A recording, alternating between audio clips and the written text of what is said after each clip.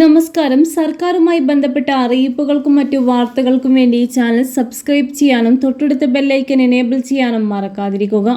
മുല്ലപ്പെരിയാർ അണക്കെട്ടിന്റെ സുരക്ഷയുമായി ബന്ധപ്പെട്ട ഹർജിയിൽ കേന്ദ്രത്തിന് നോട്ടീസ് അയച്ച് സുപ്രീം കോടതി. അണക്കെട്ട് സുരക്ഷിതമാണെന്ന വിധി പുനഃപരിശോധിക്കാമെന്ന് ആവശ്യപ്പെട്ട് നൽകിയ ഹർജിയിലാണ് കേന്ദ്രത്തിന് നോട്ടീസ് അയച്ചിരിക്കുന്നത്. അഭിഭാഷകനായ മാതൃ നെടുമ്പാറയാണ് സുപ്രീം കോടതിയെ സമീപിച്ചത്. ഡാം സുരക്ഷാ നിയമപ്രകാരം എന്തെല്ലാം നടപടികൾ എടുത്തുവെന്ന് അറിയിക്കാനാണ് കോടതി നിർദ്ദേശിച്ചിരിക്കുന്നത്. 2 ആഴ്ചക്കകം വിശദമായ സത്യവാങ്മൂലം സമർപ്പിക്കാനാണ് കോടതി ആവശ്യപ്പെട്ടിരിക്കുന്നത്. കേന്ദ്രത്തിനെതിരെ കേരളം കോടതിയിൽ നിലപാട് സ്വീകരിച്ചിരുന്നു. കേന്ദ്രം ഒരു നടപടി സുരക്ഷയ്ക്കു വേണ്ടി സ്വീകരിച്ചിട്ടില്ല എന്നും നിയമം കടലാസിൽ മാത്രമാണ് എന്നാണ് കേരളം കോടതിയെ ധരിപ്പിച്ചത്.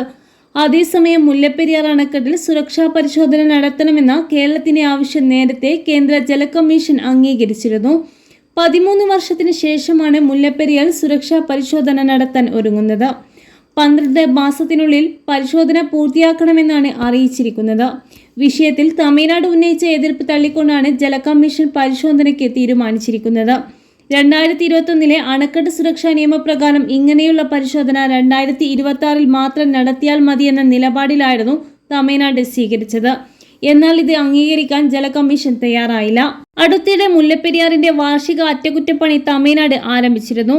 ആദ്യം കേരളം അനുമതി നിഷേധിച്ചിരുന്നു. പിന്നീട് അറ്റകുറ്റപ്പണിയുടെ വിശദാംശങ്ങൾ തമിഴ്നാട് വ്യക്തമാക്കിയതിനെ തുടർന്നാണ് ഡിസംബർ 11 കേരളം അനുവാദം നൽകിയത്. നേരത്തെ അറ്റകുറ്റപ്പണിക്കായി കേരളത്തിന്റെ അനുമതിയില്ലാതെ സാധനങ്ങൾ എത്തിച്ചത് തടഞ്ഞിരുന്നു. കമ്പത്ത് നിന്ന് എത്തിയ പെരിയാർ ഡാം എക്സിക്യൂട്ടീവ് എഞ്ചിനീയറുടെ നേതൃത്വത്തിലാണ് ഇവിടെ ജോലികൾ നടത്തുന്നത്. സ്പിൽവേ വാട്ടർ പ്ലാറ്റുകൾ മാറ്റൽ, പെയിന്റിംഗ്, ക്വാർട്ടേഴ്സിന്റെയും കെട്ടിടങ്ങളുടെയും നവീകരണം എന്നിവയാണ് ഇവിടെ നടത്തുന്ന പ്രധാന ജോലികളിൽ ചിലത്.